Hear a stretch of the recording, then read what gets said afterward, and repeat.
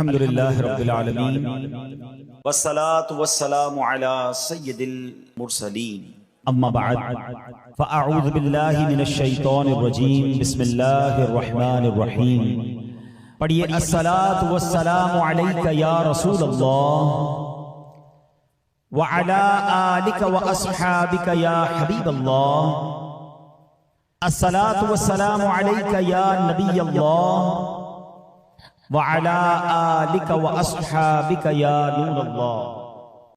درود پاک کے بے شمار فضائل و برکات ہیں۔ القول البدی میں ہے حضرت ابو عباس احمد بن منصور رحمت اللہ تعالی علیہ کو انتقال کے بعد کسی نے خواب میں دیکھا کہ وہ سر پر موتیوں کا تاج سجائے، جنتی لباس میں ملبوس، شیراز کی جامع مسجد کے محراب میں کھڑے ہیں۔ خواب دیکھنے والے نے عرض کی ما فعل اللہ بکا، یعنی اللہ پاک نے آپ کے ساتھ کیا معاملہ فرمایا؟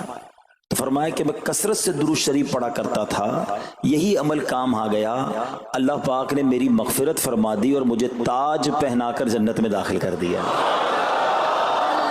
کیا بات ہے درود پاک کی! آپ یقین کریں، اگر میں آپ سے یہ کہوں کہ زندگی میں ایک مسلمان ہونے کی حیثیت سے اگر آپ اپنی خواہشات، اپنی ڈیزائرز کیا کیا ہیں لکھیں ذرا، کہ مجھے دنیا میں کیا چاہیے، مجھے مرتے وقت کیا چاہیے، قبر میں کیا چاہیے، مرنے کے بعد محشر کے دن میں کیا چاہتا ہوں، کبھی اکیلے بیٹھے نا تو لکھیے گا، ٹھیک ہے؟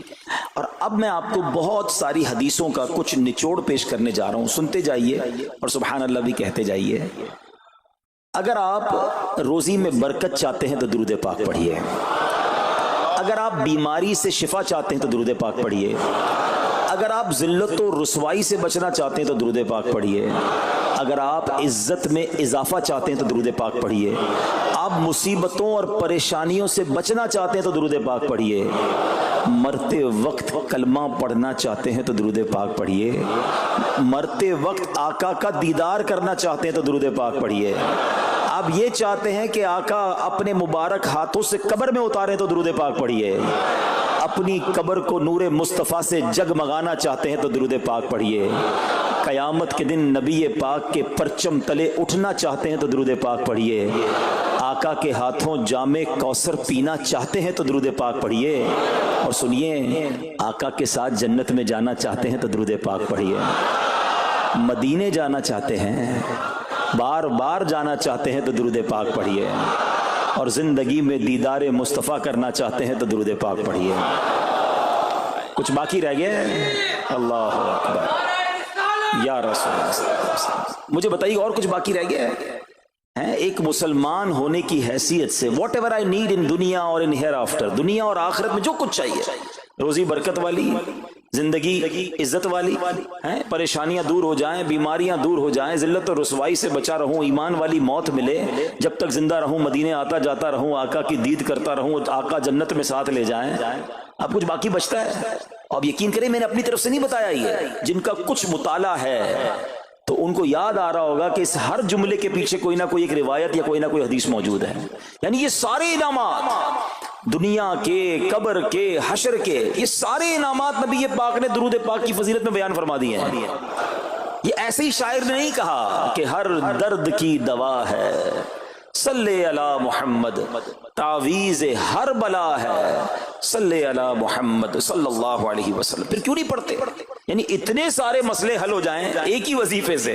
لوگ پوچھتے رہتے ہیں کوئی وظیفہ بتا دیں، روزی میں برکت کا بتا دیں، پریشانی دور ہو جائے بتا دیں، مدینے کا کوئی وظیفہ بتا دیں، اور یہ سارے وظیفے درود پاک میں چھپے ہوئے ہیں۔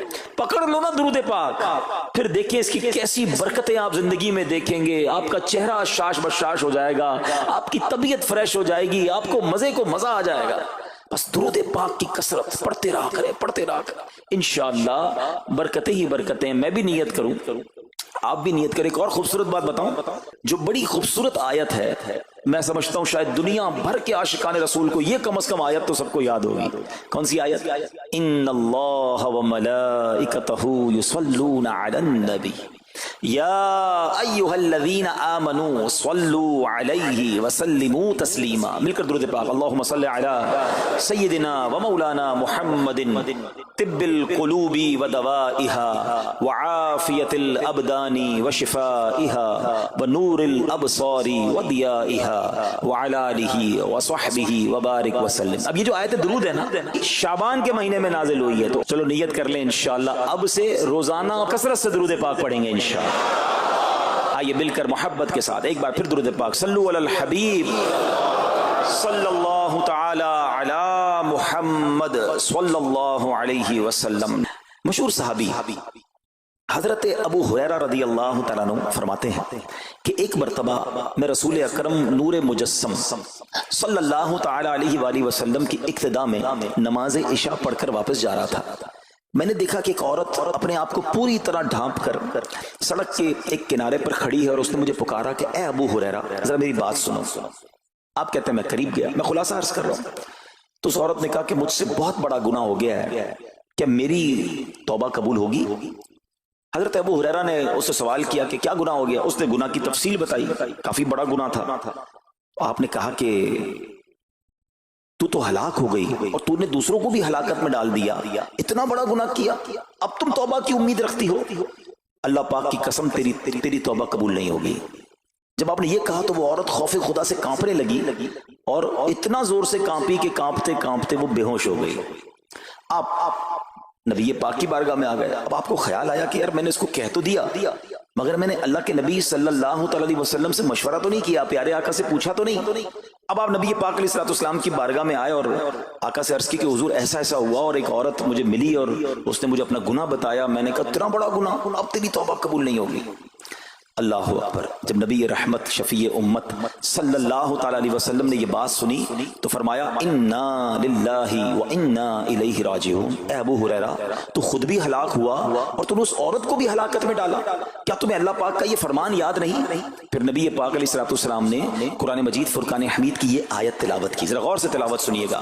اللہ کریم ارشاد فرماتا ہے بسم اللہ الرحمن الرحیم الا من تاب وآمن وعمل عملا صالحا فأولئك يبدل الله سيئاتهم حسنات وكان الله غفورا رحيما. ترجمہ کنز العرفان. مگر جو توبہ کرے اور ایمان لائے اور اچھا کام کرے تو ایسوں کی برائیوں کو اللہ نیکیوں سے بدل دے گا اور اللہ بخشنے والا مہربان ہے. حضرت ابو ہریرہ نے جب یہ آیت کریمہ سنی اور پیارے آقا علیہ السلام کا یہ فرمان سنا تو آپ کو احساس ہوا کہ میں نے غلط مسئلہ بیان کر دیا ہے. آپ پر یہ احساس اتنا غالب ہو گیا کہ آپ مدینہ منورہ کی اب گلیوں میں آواز لگانے لگے. ایک عورت نے مجھ سے رات ایک مسئلہ پوچھا تھا، کوئی بتا سکتا ہے وہ عورت کون ہے؟ آپ سارا دن مدینے کی گلیوں میں آواز لگاتے رہے مجھے اس عورت کا پتہ بتاؤ جس نے مجھ سے مسئلہ پوچھا تھا. اب رات ہوئی تو وہ عورت آپ کو کل والی جگہ پر پھر کھڑی مل گئی. آپ فوراً اس عورت کے پاس پہنچے، اسے نبی پاک کا فرمان سنایا اور کہا تمہیں مبارک ہو، اگر تم توبہ کرو گی تو اللہ تمہاری توبہ قبول فرما لے گا. اب یہ عورت اتنی خوش ہوئی کہ مارے خوشی کے کہتی ہے کہ میرا ایک باغ ہے، میں نے اپنے گناہ کے کفارے میں وہ باغ راہ خدا میں صدقہ کر رہی ہوں. یہ پورا باغ ہے ابو ہریرہ میں اللہ کی راہ میں صدقہ کرتی ہوں. اللہ اکبر. اے میرے پیارے اسلامی بھائیوں، اس ایک واقعے میں ہمارے لیے بہت کچھ ہے. پہلے تھوڑا سا تربیت کے مدنی پھول ذرا سمجھیے کہ اتنی بڑی ہستی ہے سیدنا ابو ہریرہ رضی اللہ تعالیٰ، لیکن جیسے انہیں پتا چلا کہ میں نے یہ مسئلہ تو بیان کر دیا ہے مگر نبی پاک علیہ السلام سے پہلے اس کا حکم تو پوچھ لیتا. یہ ہمیں کیا درس دے رہا ہے کہ بغیر علم کے اپنی طرف سے شرعی مسئلہ بیان نہیں کرنا چاہیے. جو بغیر علم کے دینی مسئلے بتاتا ہے وہ خود بھی ہلاک ہوتا ہے اور دوسروں کو بھی ہلاکت میں ڈالتا ہے. ہاں میں بتاتا ہوں نا اس کا مسئلے کا حل کیا، حالانکہ خود کہیں پڑھا نہیں ہوتا. تو جب تک آپ کو علم نہیں ہے، آپ جانتے نہیں ہیں، تو کسی مسئلے کو بیان نہیں کرنا چاہیے. دوسری بات کہ اگر خدا نہ خواستہ کوئی غلط مسئلہ بتا بیٹھا یا بتا تو درست رہا تھا، بتاتے بتاتے غلطی کر بیٹھا، تو اسے چاہیے کہ ازالہ کرے، فوراً اس کا جو بھی ازالہ بنتا ہے وہ کرے. سیدنا ابو ہریرہ رضی اللہ عنہ کا ازالہ تو دیکھیں کہ آپ کو جیسے ہی پتا چلا کہ اصل مسئلہ یہ ہے، اب آپ مدینے کی گلیوں میں صدا لگا رہے ہیں، تلاش کر رہے ہیں، پورا دن ڈھونڈتے رہے اس خاتون کو کہ میری سے غلطی ہو گئی، میں نے اس کو غلط مسئلہ بتایا، تاکہ اس کو تلاش کر کے اس کو درست مسئلہ بتایا جائے. اللہ اکبر. صحابہ کرام کی ادائیں بھی کتنی نرالی ہوتی ہیں، اللہ ان کا صدقہ عطا فرما دے. اب ہوتا کیا ہے کہ کبھی کوئی غلط مسئلہ بیان ہو گیا یا بیان میں، مشورے میں، درس میں کوئی غلطی ہو گئی، غلطی پتہ چل جائے اب شرم آتی ہے کہ کیسے کہوں مجھ سے غلطی ہو گئی ہے، میں تو اتنا بڑا مبلغ بن کے گیا تھا، میں نے تو جناب اتنے پبلک میں بیان کیا تھا، اب میں کیسے بتاؤں کہ جناب میں نے یہ غلط پڑھ دیا یا غلط بیان کر دیا۔ حضرت ابو ہریرہ سب سے زیادہ جن کو حدیثیں یاد ہے، مگر سچ بتائیں بات سمجھنے والی پتہ کیا ہے؟ جو لوگ یہ سمجھتے ہیں نا کہ یار غلطی ماننے سے عزت کم ہو جاتی ہے، سچ بتاؤ آج 1450 سال بعد حضرت ابو ہریرہ کا یہ واقعہ سن کے ہمارے دلوں میں ان کی عزت کم ہو رہی ہے بڑھ رہی ہے؟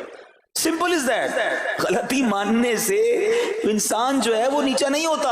اللہ میرے پیر و مرشد کو سلامت رکھے، جن کی برکت سے لاکھوں علماء بن گئے ہیں، مگر آپ اپنے مدنی مذاکرے میں اپنے ساتھ علماء کرام مفتیان کرام کو بٹھاتے ہیں، اور اگر کوئی توجہ دلاتا ہے تو لائیو چینل پر آپ فرماتے ہیں کہ یہ مسئلہ یوں نہیں یوں ہے، کوئی عزت کم نہیں ہوتی جناب۔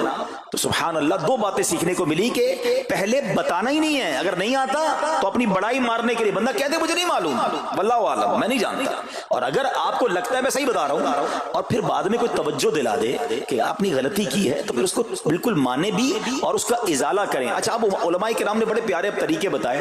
پہلے تو ظاہر یہ تھا کہ بھائی پبلک میں بیان کیا تو پبلک میں جا کر یا گلیوں میں جا کر آپ نے اعلان کیا، اب تو سوشل میڈیا کا زمانہ ہے، کچھ ویڈیو بنا کے ڈال رہے ہوتے ہیں، انسٹاگرام تو ٹویٹر تو پتہ نہیں کیا کیا چیزیں، موبائل فون، فیس بک، یوٹیوب، تو اب غلط غلط مسئلے لوگ شیئر کر رہے ہیں۔ ایک یہ بڑا مسئلہ پتہ کیا ہو گیا، ہمارے موبائل پہ جیسے ہی کوئی ویڈیو کلپ آیا، کسی کا بھی آیا یا کوئی پوسٹ آ گئی، کوئی فضیلت ہی آ گئی، نہ چیک کرنا ہے نہ کچھ کرنا ہے، اس کو فوراً فارورڈ کر دینا ہے۔ حالانکہ اس میں بعض اوقات غلط مسئلے ہوتے ہیں، بعض اوقات غلط حدیثیں ہوتی ہیں، ہمیں پتہ ہی نہیں ہوتا، ہم سمجھتے ہیں آگے شیئر کر دیں۔ اچھا، شیئر کرنے والوں کا بھی بڑا مسئلہ ہے، اگر کوئی وظیفہ، کوئی نفل، کوئی بھی چیز ہے، خود پڑھنی نہیں ہے، آگے 100 لوگوں کو بھیج دینی ہے، پہلے خود تو پڑھو۔ اچھا، خود بھی پڑھنے سے پہلے کہاں چیک کروایا؟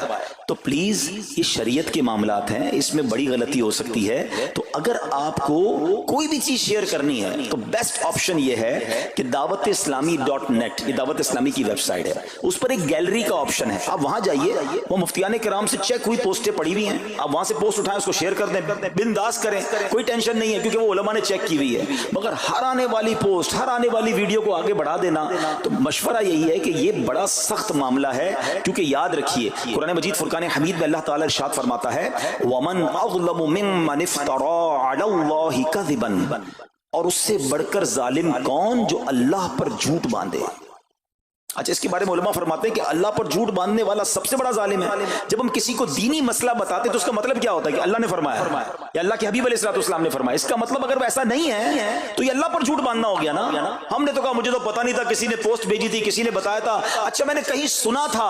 اب کئی لوگوں کی تو عادت پتہ کیا ہے، ان کے ساتھ بیٹھو نا تھوڑی دیر بعد کہیں گے اللہ یہ فرماتا ہے، اللہ نے قرآن میں یہ فرمایا، پوچھو کدھر فرمایا، بولے یہ نہیں پتا، اللہ قرآن میں یہ کہتا ہے۔ بھائی کہاں کہتا ہے بتاؤ نا، آیت دکھاؤ، اللہ نے فرمایا یہ کرنا چاہیے، بھائی کہاں فرمایا؟ اپنی طرف سے۔ اچھا، کیونکہ کہیں سنا تھا، کہیں دوستوں کی محفل میں آدھی بات یاد تھی، ارے ڈرنا چاہیے کہ میں کیسے کہہ دوں کہ اللہ نے فرمایا، میں کیسے کہہ دوں نبی پاک علیہ الصلوۃ والسلام نے فرمایا، جب یاد نہیں، پڑھا نہیں۔ امیر اہل سنت کی آپ نے احتیاط دیکھی ہے، آپ حدیث کی کتاب منگاتے ہیں کہ پورا دیکھ کر پڑھتے ہیں، مگر یہاں تو اپنی مرضی سے چل رہا ہے معاملہ۔ خدا کے واسطے ہم سمجھ رہے ثواب کما رہے ہیں، اور ایسا نہ ہو کہ گناہ جاریہ والے کام ہو رہے ہوں۔ تو میں نے آپ کو آسان حل بتا دیا کہ دعوت اسلامی کے جو آفیشیل سوشل میڈیا کے پیجز ہیں، اگر آپ کو شوق ہے تو وہاں سے کوئی پوسٹ اٹھا لیں، وہاں سے کوئی چیز اٹھائیں اور اس کو شیئر کریں۔ باقی خدا را ان کاموں کو اپنی مرضی سے آگے نہ کریں، کہیں ہم گناہ گار نہ ہوں۔ تو ایک بات تو ہمیں اس پورے واقعے سے سیدنا ابو ہریرہ رضی اللہ تعالیٰ کو جو انداز، آپ کی عاجزی، آپ کا ازالہ کرنا، آپ کا اس عورت کو تلاش کرنا، یہ سکھا رہا ہے کہ مسئلہ غلط بیان کرنا کتنا بڑا مسئلہ ہے۔ اللہ کرے کہ ہم اس کو سمجھیں۔ اب دوسری خوبصورت بات، آئے ہائے، عورت کا گناہ ہے، بڑا گناہ ہے، مگر نبی پاک نے جو آیت بیان فرما دی اور جو اس تک پیغام پہنچایا کہ توبہ کر لو، میرا رب توبہ قبول فرما لے گا۔ آئے ہائے میرے پیارے اسلامی بھائیو، کتنا ہی بڑا گناہ کیوں نہ ہو جائے، اللہ سے مایوس نہیں ہونا ہے، اس کی رحمت سے مایوس نہیں ہونا ہے، کیونکہ میرے آقا مدینے والے مصطفیٰ صلی اللہ تعالی وسلم فرماتے ہیں